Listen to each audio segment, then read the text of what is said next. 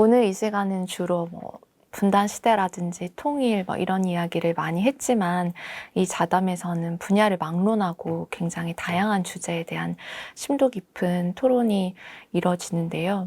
예술이라든지 그리고 국제 정치 이론 그리고 한국어 이런 다양한 것에 대해서 각 선생님들께서 타 분야에 대해서도 나름의 식견을 가지고 아주 적극적으로 의견을 개진하시는 모습이 인상적이었습니다. 그래서 그런 와중에도 공통적으로는 어떤 민족 문화 혹은 민족주의에 대한 어떤 지향이 공통적으로 느껴진다고 생각을 했고, 특히 강만길 선생님께서는 학문의 어떤 바람직한 의무로서 민족의 현실적인 요구에 응답하는 학문이 비로소 가장 과학적이다, 이제 이런 얘기를 하시면서 학문의 현실 개입을 굉장히 강도 높게 요구하신다고 느꼈어요. 그리고 저 역시도 그런 점에 대해서 공감을 하고, 학문이 가치 중립적일 수는 없다는 점, 학문이 어쨌든 더 바람직한 사회로 나아가야 하는데 이제 기여를 해야 한다라는 어떤 그런 방향에 대해서는 이제 공감을 하고 동의를 하는데요. 그런데 이제 민족이라는 범주가 오늘날까지 유효한 범주로 작용하는가에 대해서는 또 이제 다른 생각을 하게 되었습니다. 우리가 한민족이다, 이렇게 이런 식의 말을 할 때 상상하게 되는 그 한민족은 좀 포용적이라기보다는 좀 배타적이고 폐쇄적인 공동체처럼 느껴져요. 그래서 지금 한국 사회에서는 아주 다양한 인종이라든지 다양한 문화적인 배경을 가진 사람들이 어울려서 살고 있고, 그 앞으로도 이제 그 추세는 점점 더 강화가 될 텐데, 과연 민족이라는 범주가 그 다양한 사람들을 포용할 수 있는, 포괄하기 힘든 범주일까? 좀 의구심이 들고, 또 한반도에서 살아가고 있는 사람들이 느끼는 여러 가지 어떤 현실적인 모순들이 있잖아요. 젠더라든지 양극화라든지 어떤 우리의 일상생활을 얽매는 굉장히 다양한 모순들이 있는데, 이제 그런 것들을 생각하다 보면은 그런 모순들이 너무 다양해져서 우리를 어떤 하나로 묶어주는 그 민족이라는 그 범주가 좀 공허하게 느껴지는 측면도 있는 것 같아요. 그래서 강만길 선생님 말씀처럼 당대의 민족의 현실에 현실적인 요구에 부합하는 것이 바람직하다면 이렇게 달라진 현실에 맞춰서 민족이라는 범주도 어떤 좀 조정이 필요한 것이 아닌지, 이제 그것에 대해서는 또 어떻게 생각하시는지 여쭙고 싶습니다. 민족이라는 개념은 문학에서도 민족문학론 그런 데서 굉장히 중요한데, 민족문학론은 처음부터 좀 낡은 민족주의랄까? 민족주의적 문학론하고 스스로 구별을 해왔어요. 네. 그러니까 민족문학론이라는 건 동시에 민중문학론이다. 민중의 그 다양한 현실을 다양하게 반영할 수 있는 문학이어야 되고, 민족주의적 문학론 가지고는 반영을 못한다 하는 전제를 가지고 있었기 때문에 문학에서는 그 문제에 대해서 70년대 초부터 훨씬 더 복잡한 생각을 했달까? 단순한 사회과학 하는 분들이 말하는 일부 사회과학자들이죠. 사회과학자들이 말하는 민족 개념보다는 더 복잡하게 생각을 해왔다라고 말씀드릴 수 있고, 그런데 강만길 선생이 가령 역사학에서의 과학성 얘기할 때 이 민족적 과제에 부응하는 게 과학적인 거지, 실증사관이라는 거, 실증주의적 역사가 과학적인 게 아니다 하는 말씀인데, 그거는 그 시점에서 꼭 필요한 거라고 생각해요. 일제시대부터 일본 사람 포함한 관학자들이 우리의 그 민족사학, 신채호 선생이라든가 이런 분들의 민족사학을 깔아뭉개는 방식 중에 하나가 과학적이 아닌 것 하는 건데, 강만길 선생이 이제 그런 거에 반대해서, 아니 일단은 그걸 하는 것이 과학적인 태도고, 그런 그 프레임 안에서 어느 사람의, 신채호면 신채호, 어떤 사람의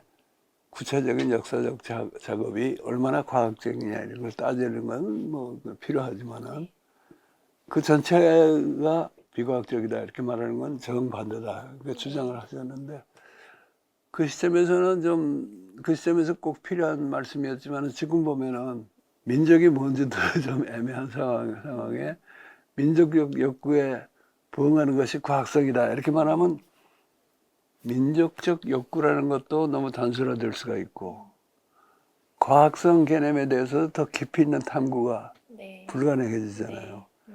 그래서 그거는 지금 시점에서 네.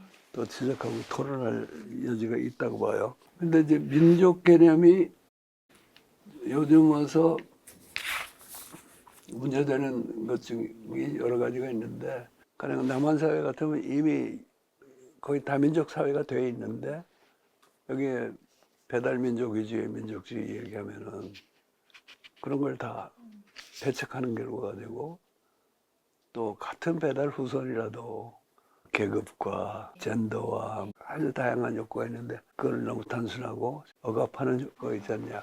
그건 아주 좋은 지적이에요. 근데 민족주의의 문제가 그런 면이 있고, 각 사회 내에 주어진 구체적인 차이나 갈등을 너무 단순화해버리고 심지어는 억압하는 그런 패턴이 하나 있고, 또 하나는 그럼에도 불구하고 어떤 민족 공동체라는 게 있을 수 있는데, 하나의 민족 공동체가 있기 때문에 그게 꼭 하나의 국가를 형성해야 된다 그러면은 이게 진짜 세상에 난장판 되는 거 아니에요? 네. 예. 근데 이제 한반도의 경우는 좀 특이해요. 왜냐하면 우리는 그런 민족 공동체가 구성된 지가 벌써 1000년이 넘었고, 또 이게 우리 민족의 뜻이 아니라 외세에 의해서 강제적으로 분단이 됐고 하니까 이 두 나라가 합쳐서 하나의 나라가 되어야겠다 하는 생각은 너무나 당연한 것이고, 다만 그 하나의 나라라는 게 원래 생각하던 것처럼 단일형 민족 국가가 아니고 더 좀 신축성 있고 포용적인 그런 형태로 되어야겠다, 이렇게 말하는 게 당연한데, 가령 여러 민족이 섞여 사는 나라에서 각 민족마다 우리는 하나의 민족이니까 하나의 국가를 만들겠다 그러면은 이제 네. 굉장히 난장판이 되는 거죠. 옛날 유고슬라비아가 그런 식의 이제 민족 간의 싸움으로 인해서 발칸반도에 여러 국가로 분할이 됐는데 그 과정이 굉장히 비참했잖아요. 그런 싸움을 거쳐서 여러 민족이 독립국가를 만든 셈인데, 세르비아니, 보스니아니 뭐 여러 나라가 생겼지만은 그렇다고 해서 모든 민족이 하나의 국가를 이룩한 건 아니고, 그러니까 그거는 지금 그건 보편성이 없는 원칙이죠. 그걸 그대로 적용하려고 그러면 전 세계에서 뭐 여러 군데서 혈투가 벌어지게 네. 돼 있으니까 이제 그런 면도 있고, 그러니까 이 민족이라는 개념은 다시 생각해야 되는데, 그렇다고 해서 민족이 사라진 건 아니거든요. 네. 민족이 더 그 현실이 복잡하다는 걸 우리가 인정해야 되고, 또 반드시 그게 단일형 민족 국가를 형성해야 되느냐 하는 것도 의문이 됐지만은, 민족은 낡은 개념이니까 민족을 무시하고 뭐 하다 그래도 온전한 사회 분석이 안 나온다고 생각을 네. 합니다. 앞서 말씀드린 것처럼 이제 이 자담에서 굉장히 다양한 주제에 대해서 토론을 하고 있는데, 한국어에 대한 토론도 포함이 되어 있습니다. 지금은 뭐 신문이든 책이든 이제 한글 전용이 상식이 되어버린 상황이지만 1977년만 해도 이제 한자를 혼용해서 쓰기도 했고, 그래서 뭐 한글 전용으로 가야 하느냐 아니면은 한자를 병용해서 표기해 주느냐, 이제 이런 것에 대한 토론이 굉장히 활발했구나 이제라는 것을 알 수 있는 토론이었고요. 그리고 이 토론 와중에 또 이제 리영희 선생님의 말씀 중에 인상 깊은 내용이 있었는데요. 중국에서 한자를 이제 간소화해서 쓰는 것을 두고 서양 사람들이 이것은 반달리즘이다, 뭐 문화 파괴주의다, 이렇게 비판을 하는 경향이 있었는데, 이에 대해서 이영희 선생님께서 332면에서 이렇게 말씀을 하고 계십니다. 한자가 쓰이던 그 사회의 조건을 전체적으로 살펴봄이 없이 문자 하나만 딱 떼어서 문화 파괴주의라고 욕하는 것은 마치 공마단에 가서 구경을 하는 입장에서 상대방이 다리가 부러지고 휘어져도 그 어려운 기술을 감상만 하면 좋다는 것과 같다. 한글 전용을 반대하는 분들 가운데도 우리 문화유산의 어떤 일면에 대한 강한 책임감은 있지만, 민족 전체, 민중 전체의 문화생활에 대해서 이런 구경꾼적인 태도가 개재해 있다면 민중을 객체로 보는 것이라고 생각한다. 이제 이렇게 말씀을 해주신 부분이 인상적이었습니다. 네. 한글 전용 문제를 논의하는 과정에서 하나의 참고 사항으로 네. 네. 중국의 간접화 네. 운동, 네. 그냥 운동이 아니라 그는 국가 정책으로 시행이 됐죠. 지금 뭐 꽤 정착이 됐는데 그것을 하나의 참고 사항으로 제기하는 거는 적절한데 네. 그러나 그 둘은 좀 차원이 다른 얘기 아니에요. 네. 우리말에 한자가 섞여 들어와 가지고 섞여 들어온 말들을 한자로 표기하던 거를 한글로 바꿔서 표기하자. 또는 그런 한자어를 되도록 줄이고 순 우리말로 말을 새로 만들어서 쓰자 하는 거하고 이게 차원이 다른 얘기거든요. 네.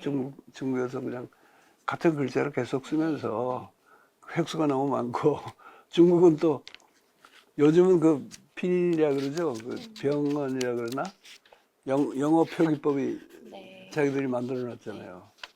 근데 이게 이제 여담이지만은 pin이 그거 쓰지 말고 한글 쓰면 제일 효율적인 것 같은데 중국 사람들이 적어도 아직까지는 자존심이 그런 걸 허락하지 않을 거예요. 한글을. 그래서 한자는 한자대로 쓰고 음을 표기는 표음 문자가 필요할 때는 한글 쓰고 그러면 아주 그 이상적인데 그건 그냥 여담으로 한 얘기고 어쨌든 한국어에서의 한자 혼용 문제 네. 또 한자어를 계속 사용할 건가 그걸 바꿀 거 하는 문제는 중국에는 없는 문제예요. 그거는 네. 한반도 특유의 문제고 일본에는 그런 문제가 있지만은 일본은 또 상황이 좀 달라가지고 자기식으로 해결해서 거기는 우리식으로 말하면 국한문 혼용이 정착이 된 나라죠. 근데 우리의 경우는 77년 당시만 해도 혼용하는 데가 많았다 그러는데 혼용이 교과서를 빼면은 그게 대세였어요. 그때. 네. 교과서하고 소설책. 네. 그때 신문들이 뭐 동아일보, 조선일보 제일 큰 신문이고 경향신문, 뭐 한국일보 많았지만은 한글 전형하는 데가 하나도 없었습니다. 전부 한자 혼용했고 한자도 엄청 많이 섞어 썼어요. 한겨레 신문이 나온 게 1988년이잖아요. 한겨레 신문이 나오면서 중앙일간지로서 한글 전형한 게 최초이거든요. 그러니까 11년 전의 일이니까 이때는 한글을 전형하자 하는 주장이 상당히 이게 절실할 때입니다. 네. 왜 아직까지도 일반 민중은 잘 읽지도 못하는 이런 거를 신문에서 계속 쓰고 그러냐. 그런데 이제 그거를 한겨레 신문은 그냥 읽어야 한글 전형으로 바꿔버리는데 나는 당시에 이미 잡지도 하고 있었고 출판에도 관여하고 있었는데 그게 소설이라든가 이런 경우 빼면은 그렇게 갑자기 될 수가 없는 문제라는 인식이 있었기 때문에 한글 전형을 일단 하되 한자가 무슨 자인지도 몰라가지고 탁 막히는 그런 경험은 안 하게 소리는 다 적어주면서 필요한 경우에는 괄호 속에 한자를 넣어주자. 이게 이제 장비에 지금도 장비가 채택하고 있는 방침인데 그래서 사실은 이 문제가 한글만 쓰기 그다음에는 한자를 노출시켜가지고 혼용하기 그다음에 한글만 본문을 쓰되 괄호 속에 필요한 한자 넣고 그다음에 뭐 각주라든가 이런 데는 뭐 자유롭게 한자 쓰게 이런 세 가지 쓰는데 그 당시로서는 현재 장비 방침 같은 병용 네. 방침도 한글 전형으로 분류가 됐어요. 네. 근데 그 후에는 한글 전형이 상당히 정착이 됐잖아요. 출판물도 이제 뭐 거의 요즘은 특별한 학술서적 아니면은 네. 한자를 괄호 속에 넣거나 안 쓰거나 하는 건데 이런 상황에서는 오히려 이게 한글 전형을 하되 병용을 할 거냐, 네. 병기를 할 거냐, 아니면은 그런 식으로 번거롭게 변경하지 말고 한문 교육을 제대로 하기 위해서도 혼용으로 갈 거냐. 지금 이게 더 중요한 이슈 같은데 네. 물론 한글만 쓰고 변기도 하지 말자는 그 세 가지 입장 그대로 있죠. 그때하고는 좀 논쟁의 지역이 바뀌었다고 생각하고 내가 2004년인가 신문 칼럼으로 썼는데 그거 가지고 싸우지 말자고 한 거는 변기하면서 그 변기하는 한자 수를 줄여 나가면 되는 거지 뭐 이걸 가지고 다투느냐 했던 것이고 한국어 이 책, 네. 자담집이죠. 네. 네. 여기서도 그 주장을 했고 네. 이 책에 아마 2004년인가 그때 칼럼이 네, 칼럼이 실려 있습니다. 부록으로 네, 네. 실려 있을 거예요. 네. 요새는 확실히 한자를 그러니까 한자 교육을 강화해야 한다? 약간 네. 이런 식의 논의들이 꽤 활발하게 나오고 있는 것 같기는 합니다. 한자 교육을 강조하는 분들의 상당수는 지금도 아예 한자를 노출시켜서 혼용을 하면은 한자 교육이 더 잘 되지 않겠냐 하는 건데, 그거는 한자 모르는 사람이 책을 못 읽게 만들어 가지고 한자를 보급하자는 주장인데, 이게 마치 한글 전용 운동 초기에 한자를 전혀 안 써가지고 한자 알 필요 없게 만들면은 한글 교육이 제대로 될 거다 하는 주장하고 사실은 서로 상통하는데, 아니 우리가 1000년 넘게 한자를 문자 생활에 그 주된 표현으로 썼고, 심지어는 한글 창제 이후에도 그게 주류였는데 한자 네. 문화가 이제 와서 이거를 뭐 몇십 년 내에 확 없앤다는 것보다 점진적으로 하다 보면 한자가 아닌 우리말들 많이 생겨날 거고, 요즘 젊은이들 막 정신없이 만들어내잖아요. 그 중에 어떤 건 정착이 될 거고 어떤 건 사라질 테지만은 새로운 말도 많이 나오고 있고, 그 다음에 한자로 쓰던 말을 한자로 안 써도 익숙하게 들어오는 말도 늘어날 거고 하니까 좀 임시 조치로라도 병명을 하자는 게 굉장히 난 상식적인 얘기라고 생각하는데, 아직도 그거 가지고 싸우는 사람들이 있죠. 소개해주신 이제 이 책 언급해주신 이 책은 뭐 마찬가지로 이제 저는 이제 편집자로서 이 책을 읽는 게 굉장히 여러모로 많은 교양을 쌓는데 도움이 됐다고 생각을 하는데요. 백낙천 선생님과 임영택 선생님 그리고 정승철, 최경봉 이렇게 네 분이서 한국어에 대해서 대담을 이제 나누신 내용이고, 이제 2020년에 비교적 최근에 나온 책입니다. 근데 전환기부터 오늘날까지 한국어의 어떤 우여곡절을 이제 역사적으로 훑어보는 책이고, 말씀하신 것처럼 한국어에 미쳐 있는 한문 전통의 어떤 오랜 영향, 그리고 권위주의 정권의 사투리를 말살하고 이제 표준어를 규범어로 내세웠던 그런 정책이라든지 아니면 현행 어문 규범의 문제점까지 두루 다루고 있어서 편집자로서 굉장히 많은 도움이 되는 책이었는데요. 이 책에서 선생님께서 이제 커먼즈, 그러니까 흔히 공유지로 번역을 하지만 창비에서는 공동 영역으로 번역하고 있는 이제 공동 영역으로서의 한국어에 대해서 말씀을 해주신 바가 있어서 그것도 같이 읽어보고 싶습니다. 인간이라는 존재는 이미 형성되어 있는 모어의 공동 영역으로서 태어나며 그가 자라나고 살아가는 과정 전체가 이 공동 영역에 참여하고 그 발전 또는 훼손에 어떤 식으로든 기여한다. 여기에는 모든 언어 사용자가 예의 공동 영역에 자기 나름의 책임을 져야 한다는 실천상의 의미가 따라온다. 이는 몇몇 개인이나 집단의 의도적 기획으로 언어를 바꿀 수 있다는 근대주의자의 시도를 배격하는 동시에, 언어는 언중의 집단적 선택에 따라 일종의 자연현상처럼 변화하는 실체이니 우리는 그 추이를 관찰하고 분석하고 뒤따라갈 수 있을지언정 개입할 생각을 말아야 한다는 탈근대주의적 무책임성도 비판하는 입장이 된다. 이 대목이 굉장히 공감이 되는, 그리고 이해가 될 듯 말 듯한 그런 대목이었습니다. 공감을 하면서 이해가 절정 말뜻하다는 건 어떤 의미예요? 그러니까 뭐 제가 그냥 보통의 그냥 시민이라면 그렇지 하고 이제 받아들였을 텐데, 이제 저는 또 편집자이고, 그러니까 책을 출간하는 입장으로서는 뭐 언어의 생명력, 언어는 뭐 살아 움직이는 것이고, 이제 그거를 그냥 이렇게 내버려 두기보다는 어쨌든 국립국어원이 규정하고 있는 어문 규범에 맞춰서 이제 책을 편집하는 이제 일을 하는 거잖아요. 그러니까 어떤 단어가 나올 때 이게 표준 국어 대사전에 나와 있는 단어인지 아닌지를 이제 굉장히 의식하면서 이제 책을 만들어가는 과정이다 보니까 그런 제 일 자체는 그 규범에 굉장히 준수하는 일이라는 생각이 들어서 이제 이거를 어떻게 내면화할 수 있을지 이제 그런 것들이 고민이 되었던 것 같습니다. 네.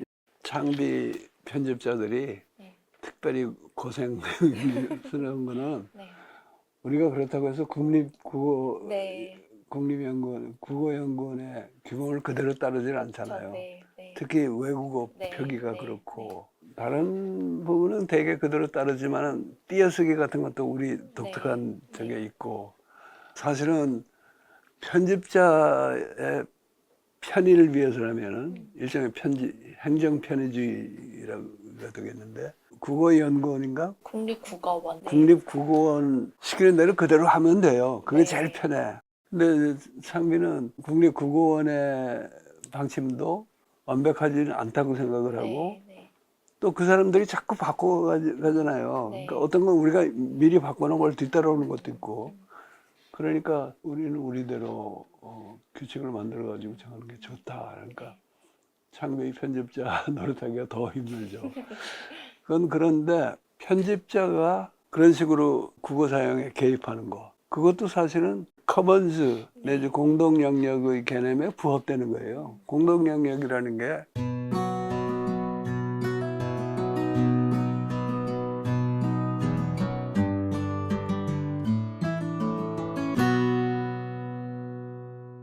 이미 있는 그런 공유지에 가져와서 먹는 것만이 아니고 그게 내 사유지는 아니지만은 그게 더 좋은 공유지가 되도록 하기 위해서 여러 가지로 또 노력을 해야 되잖아요. 또 그래야지 커먼스가 건강하게 유지가 되는 거고. 그러니까 편집자의 활동도 그렇게 보는데 공동 영역이라고 보면은 사실은 요거 간을 맞춰서 잘하는 게 그만큼 더 중요해지는 거죠. 언어라는 게 이게 여러 사람하고 공유하고 있다는 생각에 뭐 누구나 이거 상식적으로 하지만은 나는 중요한 거는 언어에서도 그렇고 다른 경우에도 그렇고 이 공동의 영역이 먼저 있고 네. 개인의 주체가 나중에 네. 거기에 개입하거나 또는 거기서 혜택을 본다거나 한다는 요 개념이 굉장히 중요한 것 같아요. 그렇지 않으면은 공동 영역의 가장 구체적인 이해가 원래 의미의 커먼스, 공유지 같은 거, 네. 공유 살림이라든가 공유 목초지인데 그게 사실은 공유지가 먼저 있고 사유지가 나중에 생긴 거거든. 지금은 사유재산이 위주가 되고 공유지라는 거는 극히 작은 분야에 네. 그 이제 국가에서 규제를 한다든가 할 때 남아있는 걸로 돼 있는데 그렇게 생각하면은 이게 개인 위주로 사익 위주로 가는 그 대세를 막을 수가 없어요. 네. 이거에 대해서 공공성을 확장해야 된다 뭐 이렇게 주장해 가지고 그 사익 행위를 규제하고 좀 완화하는 방법은 있지만은 네. 나는 그거는 안 되고 근본적인 우리 사고방식의 전환이 있어야 된다고 보거든요. 네. 그게 뭐냐 하면은 사람은 태어날 때부터 이미 언어라는 공동 영역이 있고 언어뿐 아니라 부모와의 관계라든가 동포와의 관계라든가 기존 문명과의 관계라든가 이런 관계 속에 던져져 있고 거기서 이제 그 주체라는 게 파생을 한다. 이렇게 봐야지 우리가 지금 처하고 있는 이 문명의 위기를 제대로 대처할 수 있다고 보거든요. 그래서 내가 한국어라는 공동 영역이라 그랬나? 그게 이제 이 책의 후기에 속하죠. 네. 그거는 한국어라는 커먼즈에만 해당되는 얘기가 아니고 언어 전체 또는 다른 공동 영역 그게 먼저 있고 그 속에 우리가 던져져서 태어나고 태어난 이후에 그 사람이 자기 사적인 영역을 확보할 수도 있고 또 국가라는 영역에다 그거를 배정할 수도 있고 이렇게 발상을 기본적으로 바꿔야 된다고 봐요. 그렇지 않으면은 자본주의 문명이 네. 계속되면서 언어가 황폐화되는 이걸 막을 수가 없다고 봅니다. 그래서 이게 한국만의 문제가 아니라 인류의 정신의 문제이고 언어 자체의 문제이고 이제 그렇다고 생각해서 그걸 한 거고요. 사투리 얘기를 길게 할 시간은 없지만은 이 책에 보면 이제 정철승 교수가 제일 사투리에 열렬한 옹호자이고 청배에서 방언의 발견을 내시기도 하셨죠. 방언의 네. 발견이라는 네. 책도 쓰셨고 또 요즘은 옛날하고 달라가지고 사투리를 네. 존중하자는 네. 그런 풍조가 네. 오히려 자리 잡았잖아요. 그래서 아마 정 교수가 그동안에 힘들여 투쟁해 오신 네. 보람을 느낄 텐데, 그러나 최경봉 교수는 공통어라는 거하고 표준어를 구별하죠. 표준어라는 건 강제성을 띠는 거고, 안 쓰면 틀린 거고, 점수 깎이는 거고. 그러나 하나의 언어 공동체가 성립하려면은 그게 공통어는 있어야 되지 않냐. 네. 그게 이제 커먼즈라는 개념하고 통하는 얘기예요. 그런 공동 영역이 있어야 된다. 그 공동 영역에서 조금이라도 이탈하는 거를 벌 준다거나 촌스러운 걸로 보는 그런 표준어주의하고는 별도로 공통어라는 건 필요하지 않느냐 하는 것이고, 특히 일제시대에 우리 선배 구구학자들이 표준어 만들고 표준어 보국 운동을 한 거는 한국어를 공통어로 성립시키기 위한 운동이었거든요. 사투리 존중의 관점에서 비판할 필요는 없다고 봐요. 예, 그거는 그것대로 존중하고, 이 공동 영역이라는 게 자꾸 역사에 따라서 바뀌는 거니까 지금의 과제는 그런 표준어는 아니고 사투리의 다양성과 그 생동감을 그대로 유지를 하되, 그러나 공동 영역의 공동성은 지켜내는 최선의 방법이 뭘까? 이런 차원에서 좀 생각할 필요가 있지 않나 싶군요. 저자의 글을 그냥 그렇구나 하면서 받아들이면서 읽는 거랑 그 글을 읽으면서 이 글에 드러난 어떤 생각을 내 생각과 좀 견주어 생각해보고, 또 만약에 다른 생각이 있다면 그걸 어떻게 조리 있게 이야기할 것인지, 이제 그 과정을 포함하는 독서는 진짜 굉장히 오랜만에 해봤다는 생각이 들었고, 그래서 그 모든 과정이 굉장히 좀 고되기도 했지만 좋은 훈련이었다는 생각이 듭니다. 네, 감사합니다. 예, 고맙습니다. 백낙청 TV의 시청자 여러분, 끝까지 지켜봐 주셔서 감사합니다. 앞으로도 회화록을 가지고 뭐 몇 번 더 해볼 생각인데 계속 관심 가져주시고요. 여러분들 위해서도 생산적인 논의가 되기를 바라고 있습니다. 네, 감사합니다.